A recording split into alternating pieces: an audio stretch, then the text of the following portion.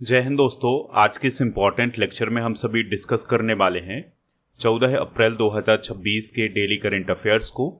तो आप इस पूरे लेक्चर को बहुत ही ध्यान से लास्ट तक जरूर देखिएगा। लास्ट में आपसे एक क्वेश्चन पूछा जाएगा जिसका आंसर कमेंट बॉक्स में बताना है। तो पहला और इम्पॉर्टेंट क्वेश्चन है, अमेरिका के किस शहर में स्वामी विवेकानंद जी की कांस्य प्रतिमा स्थापित की गई है? आंसर हो जाएगा सिएटल। तो अमेरिका का जो सिएटल शहर है वहाँ पर विवेकानंद जी की ब्रॉन्ज स्टैचू स्थापित की गई है। तो अमेरिका के सिएटल शहर में वेस्ट लेक स्क्वायर पार्क में स्वामी विवेकानंद जी की कांस्य प्रतिमा स्थापित की गई है। और उनकी ये जो पूरी प्रतिमा है ये आदमकद प्रतिमा है। आदमकद प्रतिमा का मतलब होता है कि ये पूरी प्रतिमा है, यानी कि सिर से लेकर पैर तक ये पूरी प्रतिमा जो है स्थापित की गई है। तो यह किसी अमेरिकी शहर में नगर निगम द्वारा स्थापित स्वामी विवेकानंद जी की पहली आदमकद प्रतिमा है। इसको बनाया किसने है? भारतीय कलाकार हैं नरेश कुमार कुमावत, तो उनके द्वारा इसको तैयार किया गया है। हाल ही में स्थापित प्रतिमाएं डिस्कस करते हैं तो तमिलनाडु की सबसे ऊंची हनुमान जी की प्रतिमा स्थापित की गई है तिरुचिरापल्ली श्रीरंगम में। पोट्टी श्री रामुलु की प्रतिमा अमरावती आंध्र प्रदेश में। लियोनेल मेसी की प्रतिमा कोलकाता में। भगवान श्री राम की 77 फीट ऊंची प्रतिमा गोवा में। जयप्रकाश नारायण की प्रतिमा गोरखपुर उत्तर प्रदेश में। महात्मा गांधी की प्रतिमा यूनिवर्सिटी ऑफ मोंटाना में। सुनील गावस्कर की प्रतिमा वानखेड़े स्टेडियम मुंबई में। न्याय की देवी की नई मूर्ति स्थापित की गई है सुप्रीम कोर्ट में। और चक्रवर्ती राजगोपालाचारी की प्रतिमा राष्ट्रपति भवन में स्थापित की गई है। अगले क्वेश्चन की तरफ बढ़ते हैं जो कि काफ़ी इंपॉर्टेंट है। क्वेश्चन क्या है? सुसान कॉयल किस देश की पहली महिला सेना प्रमुख बनी है? आंसर हो जाएगा ऑस्ट्रेलिया। तो ऑस्ट्रेलिया की हिस्ट्री की पहली ऐसी महिला है सुसान कॉयल जो कि सेना प्रमुख बनी है। तो उन्होंने सेना प्रमुख के रूप में लेफ्टिनेंट जनरल साइमन स्टुअर्ट का स्थान लिया है। कॉयल 1987 में सेना में शामिल हुई थी और कई वरिष्ठ पदों पर वो काम कर चुकी हैं और अब वो सेना की प्रमुख बनी है। तो इस प्रकार से वो ऑस्ट्रेलिया की हिस्ट्री की पहली ऐसी महिला है जो सेना प्रमुख बनी है।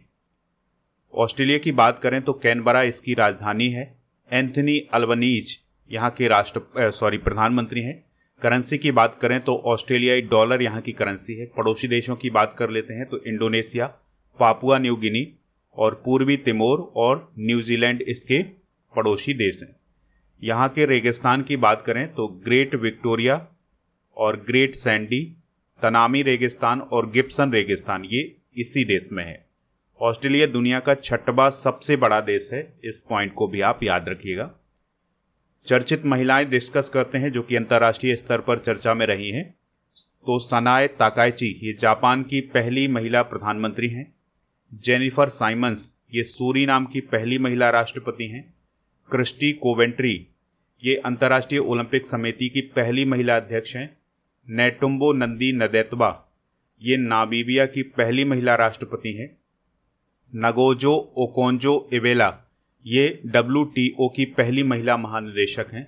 सरली बोचबे ये राष्ट्रमंडल यानी कॉमनवेल्थ की पहली अफ्रीकी महिला महासचिव हैं। क्लाउडिया सीनवाम ये मैक्सिको की पहली महिला राष्ट्रपति हैं।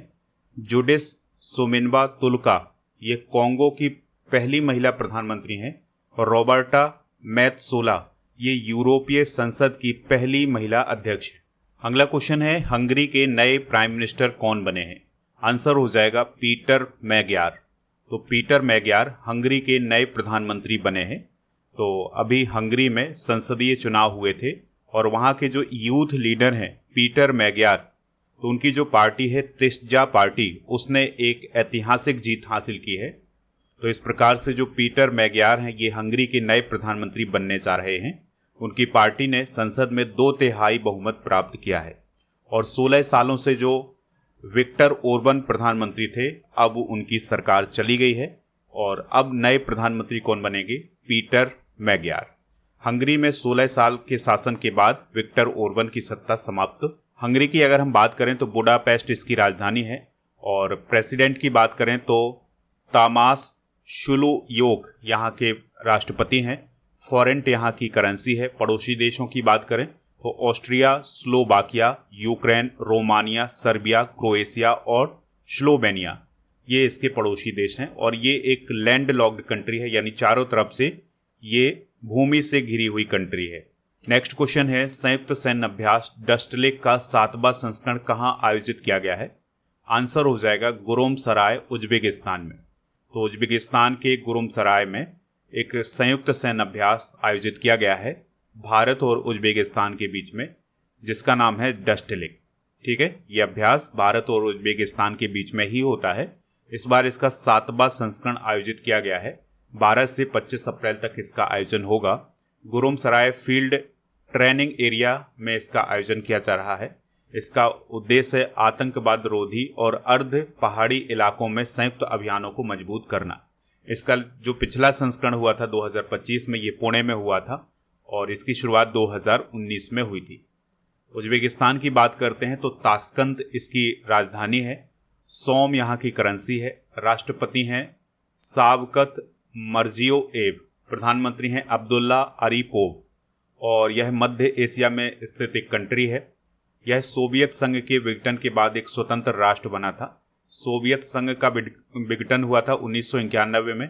उसके बाद कई देशों का निर्माण हुआ था, उसमें से एक देश उज्बेकिस्तान भी था। और यह एक लैंड लॉक्ड कंट्री है, यानी चारों ओर से ये भूमि से घिरी हुई कंट्री है। इसकी सीमा तजाकिस्तान, अफगानिस्तान, तुर्कमेनिस्तान, कजाकिस्तान और किर्गिस्तान से लगती है। कुछ इंपॉर्टेंट मिलिट्री एक्सरसाइज भी डिस्कस करते हैं। तो सी ड्रैगन अभ्यास अमेरिका में आयोजित किया गया है और यह एक बहुराष्ट्रीय अभ्यास था। भारत ने भी इसमें हिस्सा लिया था। IONS-IMX 2026 अभ्यास कोच्चि में आयोजित किया गया था, जिसमें IONS के 12 सदस्य देशों ने हिस्सा लिया था, जिसमें Bangladesh, France, Indonesia, Kenya, Maldives, Mauritius, Myanmar, Seychelles, Singapore, Sri Lanka, Tanzania और तिमोर लेस्ते शामिल था। और इसमें भारत तो शामिल ही था। फ्रीडम शील्ड अभ्यास दक्षिण कोरिया में हुआ है, अमेरिका दक्षिण कोरिया के बीच। लामेती अभ्यास सेशेल्स में हुआ है, भारत सेशेल्स के बीच। वायुशक्ति अभ्यास पोखरण राजस्थान में हुआ है, भारतीय वायुसेना ने इसका आयोजन किया है। वज्र प्रहार अभ्यास बकलोह हिमाचल प्रदेश में हुआ है, भारत अमेरिका के बीच। धर्म गार्जन अभ्यास चौबटिया उत्तराखंड में हुआ है, भारत जापान के बीच। साइक्लोन 4 अभ्यास का आयोजन अंसास इजिप्ट में हुआ है, भारत इजिप्ट के बीच में। अगला क्वेश्चन है, प्रेरणा का दायरा कार्यक्रम कहाँ आयोजित किया गया है? तो यह नेहरू तारामंडल नई दिल्ली में आयोजित किया गया है। तो दोस्तों, नई दिल्ली के नेहरू तारामंडल में प्रेरणा का दायरा कार्यक्रम आयोजित किया गया था। और इस कार्यक्रम का जो आयोजन हुआ था वो इसलिए हुआ था कि अंतरिक्ष में जाने वाले जो पहले व्यक्ति हैं यूरी गगारिन, उनकी अंतरिक्ष उड़ान के 65 वर्ष पूरे हो गए हैं। तो इसी को याद करने के लिए प्रेरणा का दायरा कार्यक्रम नेहरू तारामंडल में आयोजित किया गया था। भारतीय छात्रों को इंस्पायर करने के लिए रूस के अंतरिक्ष यात्री डेनिस मतबेव भी इस कार्यक्रम में शामिल हुए थे।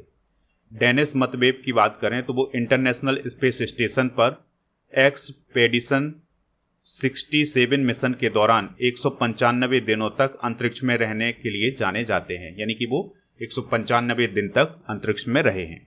मानव की पहली अंतरिक्ष यात्रा की बात करें तो वो पहले व्यक्ति कौन है जो अंतरिक्ष में गए थे? यूरी गगारिन, जो कि सोवियत संघ के थे। और ये 12 अप्रैल 1961 को अंतरिक्ष में गए थे। वोस्तोक फर्स्ट अंतरिक्ष यान में ये गए थे। इनकी जो यात्रा थी वो लगभग 1 घंटे 48 मिनट यानी 108 मिनट की उनकी यात्रा थी। और यूरी गगारिन अंतरिक्ष की यात्रा करने वाले पहले व्यक्ति बने थे। पहली महिला कौन है जो अंतरिक्ष में गई थी? वो थी वैलेंटीना टेरेस्कोवा, 1963 में गई थी। चंद्रमा पर कदम रखने वाले पहले व्यक्ति कौन है? नील आर्मस्ट्रांग, ये 1969 में गए थे चंद्रमा पर। भारत के पहले अंतरिक्ष यात्री कौन है? राकेश शर्मा, जो कि 1984 में गए थे। अगला क्वेश्चन है, उन्नत कृषि महोत्सव 2026 के दौरान सॉयल मोबाइल ऐप लॉन्च किया गया है। इसका मुख्य उद्देश्य क्या है? तो इसका मुख्य उद्देश्य है सॉयल टेस्टिंग करना, यानी मिट्टी की टेस्टिंग करना। तो मध्य प्रदेश के रायसेन डिस्ट्रिक्ट में हाल ही में उन्नत कृषि महोत्सव आयोजित किया गया है, जिसमें एक मोबाइल ऐप को लॉन्च किया गया है जिसका नाम है सॉयल मोबाइल ऐप। और ये किसानों के लिए लॉन्च किया गया मोबाइल ऐप है। इसके माध्यम से सॉयल टेस्टिंग की जा सकती है, यानी मिट्टी का परीक्षण किया जा सकता है। तो इस ऐप में फ़ोटो खींचनी पड़ेगी और लोकेशन बतानी पड़ेगी, जिसके आधार पर खेत की मिट्टी का प्रकार बता दिया जाएगा, स्वास्थ्य और पोषक तत्वों की कमी, उचित उर्वरक खाद की सलाह, ये सभी चीज़ें आपको इसमें मिल जाएंगी। इसके अलावा एक ई फॉर्म्स प्लेटफॉर्म भी लॉन्च किया गया है। कुछ ऐप और पोर्टल डिस्कस करते हैं तो साथी पोर्टल शिक्षा मंत्रालय, साइन ऐप भारतीय रेलवे, सी बॉक्स पोर्टल महिला एवं बाल विकास मंत्रालय, भारत विस्तार ऐप कृषि मंत्री शिवराज सिंह चौहान ने लॉन्च किया था, गृह लक्ष्मी पोर्टल कर्नाटक सरकार, संचार साथी ऐप दूरसंचार विभाग, सुजलम भारत ऐप जल शक्ति मंत्रालय, माई भारत ऐप केंद्रीय मंत्री मनसुख मांडविया और नेवर अलोन ऐप एम्स नई दिल्ली ने लॉन्च किया है। अगला क्वेश्चन है, बैडमिंटन एशिया चैंपियनशिप 2026 में मेंस सिंगल्स में सिल्वर किसने जीता है? तो ये आयुष शेट्टी ने जीता है। तो भारत के आयुष शेट्टी ने बैडमिंटन एशिया चैंपियनशिप 2026 में मेंस सिंगल्स में सिल्वर जीता है और ये प्रतियोगिता पीपुल्स रिपब्लिक ऑफ चाइना के निंगबो में आयोजित की गई थी और फाइनल में जो आयुष शेट्टी हैं ये वर्ल्ड चैंपियन सी यूकी से हार गए थे, जो कि चाइना के प्लेयर हैं।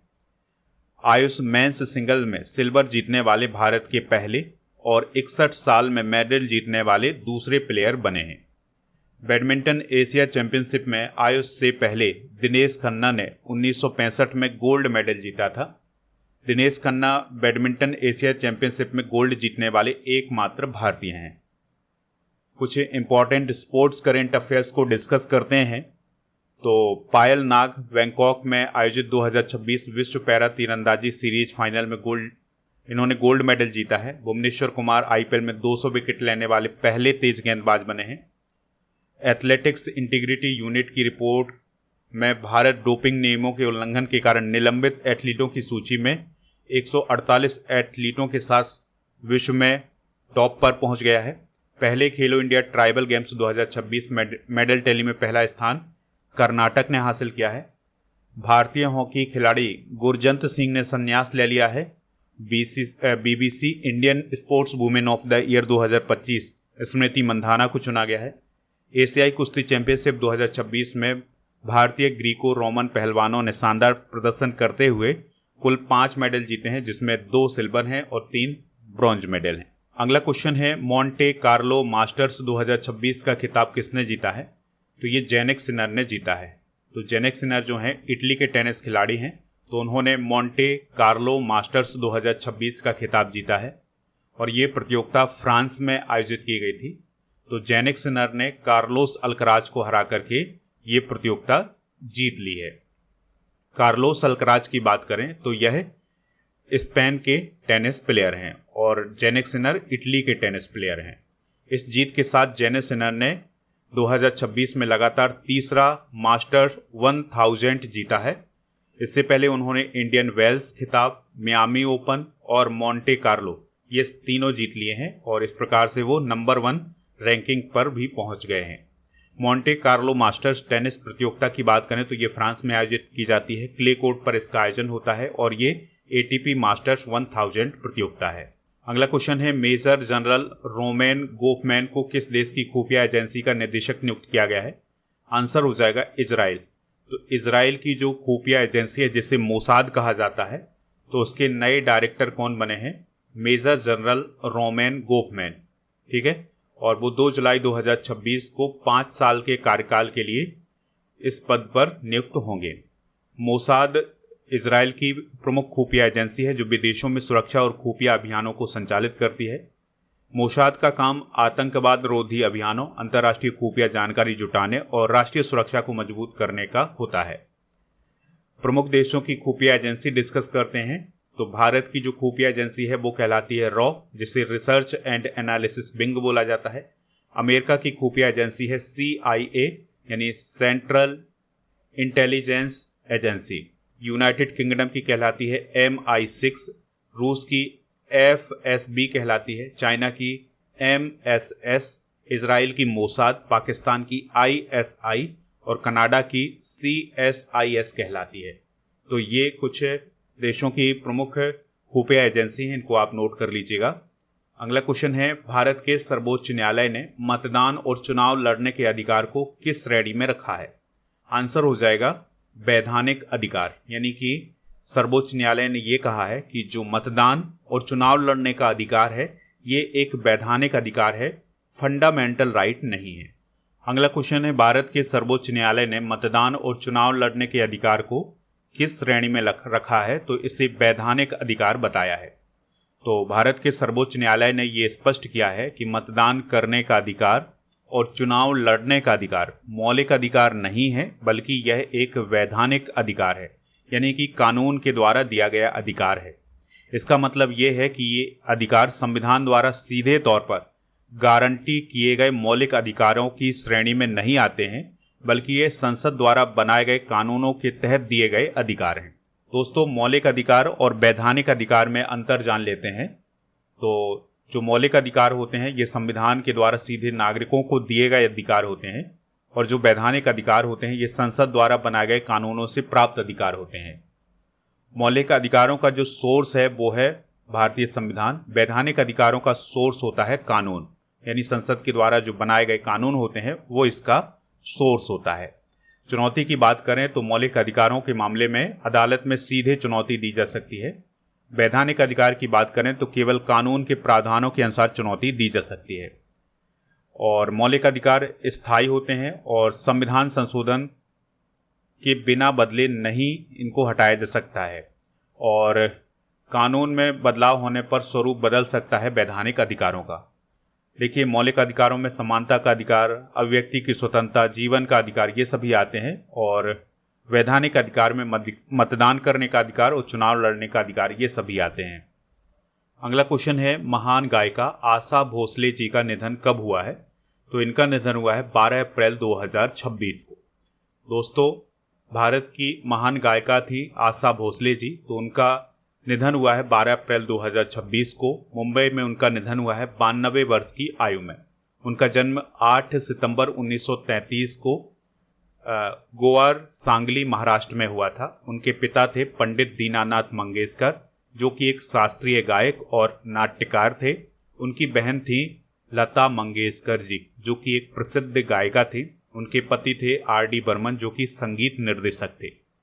2011 में 1947 से लेकर 2011 तक 20 से अधिक भाषाओं में 11,000 से अधिक गाने रिकॉर्ड करने के लिए आशा भोसले का नाम Guinness book of world record में दर्ज हुआ था। 2008 में उन्हें पद्म विभूषण मिला था। सन 2000 में दादा साहब फाल्के पुरस्कार, 1997 में ग्रैमी पुरस्कार के लिए नॉमिनेट होने वाली आशा भोसले पहली भारतीय गायिका बनी थी। 2018 में बंग विभूषण मिला था इन्हें, 2021 में महाराष्ट्र भूषण और 2023 में लता दीनानाथ मंगेशकर पुरस्कार मिला था। अगला क्वेश्चन है, इराक के नए राष्ट्रपति के रूप में किसे चुना गया है? तो निजार अमेदी को चुना गया है। तो इराक में संसदीय चुनावों के बाद देश की संसद ने कुर्द राजनेता निजार अमेदी को देश का नया राष्ट्रपति चुना है, और इराक में अब प्रधानमंत्री का चुनाव होना है। इराक में प्रधानमंत्री शिया मुस्लिम होता है, संसदीय अध्यक्ष सुन्नी मुस्लिम होता है, और राष्ट्रपति कुर्द नेता होना आवश्यक होता है। इराक की बात करें तो राजधानी इसकी बगदाद है, दिनार इसकी करेंसी है। पड़ोसी देश की बात करें तो ईरान, तुर्की, सीरिया, जॉर्डन, सऊदी अरब और कुवैत इसके पड़ोसी देश हैं। अगला क्वेश्चन है, हाल ही में किस राज्य को नक्सल मुक्त घोषित किया गया है? तो इसका आंसर हो जाएगा तेलंगाना। तो तेलंगाना को हाल ही में नक्सल मुक्त राज्य घोषित किया गया है। तो अभी तेलंगाना में 42 नक्सलियों ने समर्पण किया था, जिसके बाद अब तेलंगाना नक्सल मुक्त राज्य घोषित हो चुका है। अभी बिहार राज्य को फरवरी 2026 में नक्सल मुक्त घोषित किया गया था। मध्य प्रदेश दिसंबर 2025 में नक्सल मुक्त हुआ था, और कर्नाटक फरवरी 2025 में नक्सल मुक्त राज्य घोषित हुआ था। ये थे दोस्तों आज के करंट अफेयर्स के क्वेश्चन। आप स्टडी करके ऐप को इंस्टॉल कर लें, प्रीमियम कोर्स वाले ऑप्शन पर जाए, लुसेंट जीके फाउंडेशन कोर्स आपको मिल जाएगा। FEB 600 कूपन कोड यूज करिएगा तो यहाँ पर आपको ये कोर्स में छूट मिल जाएगी। और दोस्तों, इस कोर्स को लेने के साथ ही आपको ये सभी फ्री मिलेगा, जिसमें 18,000 से अधिक topic by subject by test series, 12 महीने का मंथली टेस्ट, 12 महीने की मंथली करंट अफेयर्स की ई बुक। प्रीमियम कोर्स वाले ऑप्शन पर अर्जुन जीएस फाउंडेशन बैच भी मिल जाएगा। इस बैच को भी आप ज्वाइन कर सकते हैं। इसमें भी वही सब फ्री मिलेगा जो लुसेंट वाले कोर्स में मिलेगा। प्रीमियम कोर्स वाले ऑप्शन पर आपको बहुत सारे कॉम्बो पैक मिल जाएंगे। कॉम्बो पैक को आप ज्वाइन करिएगा। इसके लिए कूपन कोड यूज करना है 12 month 100। और दोस्तों, टेस्ट सीरीज वाले ऑप्शन पर आपको बहुत सारे टेस्ट भी मिलेंगे, जिसमें डेली करेंट अफेयर्स का टेस्ट भी मिलेगा। और जब आप डेली करेंट अफेयर्स का टेस्ट देते हैं तो यहाँ पर इस प्रकार से रैंकिंग भी जारी की जाती है। जैसे 13 अप्रैल 2026 की बात करें तो इसमें ऋषभ, अमित, अजय, पूजा, निशा, बादल, स्नेहा और नबल, रूबी और अमित कुमार, ये सभी टॉप 10 है। आपका भी नाम यहाँ पर हो सकता है। दोस्तों, ई बुक वाले सेक्शन पर आपको सभी ई बुक मिल जाएंगी, चाहे वो मंथली करंट अफेयर्स की ई बुक हो, ईयरली करंट अफेयर्स की। दोस्तों, कल का करंट अफेयर्स तो आपका हुआ नहीं है, तो कल की रिवीजन नहीं करेंगे। मांगी आपका जो कल का करंट अफेयर्स होगा, पिछला करंट अफेयर्स होगा, उसको हम जरूर इसमें ऐड करेंगे। दोस्तों, आज के जनरल नॉलेज के पिटारे में भारत के प्रमुख संस्थान और उसके वास्तुकार डिस्कस करेंगे। तो लोटस टेम्पल जो कि दिल्ली में है, इसको किसने बनाया है? फरीवर्ज साहिबा ने। इंडिया गेट जो कि नई दिल्ली में है, इसके जो वास्तुकार हैं वो हैं एडविन लुटियंस। और भारत भवन जो कि भोपाल में है, चार्ल्स कोरिया ने इसको बनाया है, यानी इसके वास्तुकार हैं। फतेहपुर सीकरी, बहाउद्दीन इसके वास्तुकार हैं। राष्ट्रपति भवन नई दिल्ली, तो इसके वास्तुकार भी एडविन लुटियंस हैं। विक्टोरिया मेमोरियल कोलकाता, इसके जो वास्तुकार हैं ये हैं विलियम एमरसन। और छत्रपति शिवाजी टर्मिनस, इसके वास्तुकार हैं FW स्टीवंस। तो ये वास्तुकार आप जरूर नोट करें। कल के करंट अफेयर्स में, यानी जो पिछला करंट अफेयर्स था, जो पिछला हमारा डेली करंट अफेयर्स का वीडियो था, उसमें जो क्वेश्चन पूछा गया था उसका आंसर था नासा, यानी कि आर्टेमिस सेकंड मिशन किसने लॉन्च किया है? तो ये नासा ने लॉन्च किया है। तो लगभग सभी लोगों ने इसका आंसर बताया हुआ है। आज आपके लिए क्वेश्चन है, जेनिक सिनर किस देश के टेनिस प्लेयर हैं? जो भी इसका राइट आंसर हो कमेंट बॉक्स में जरूर बताएं।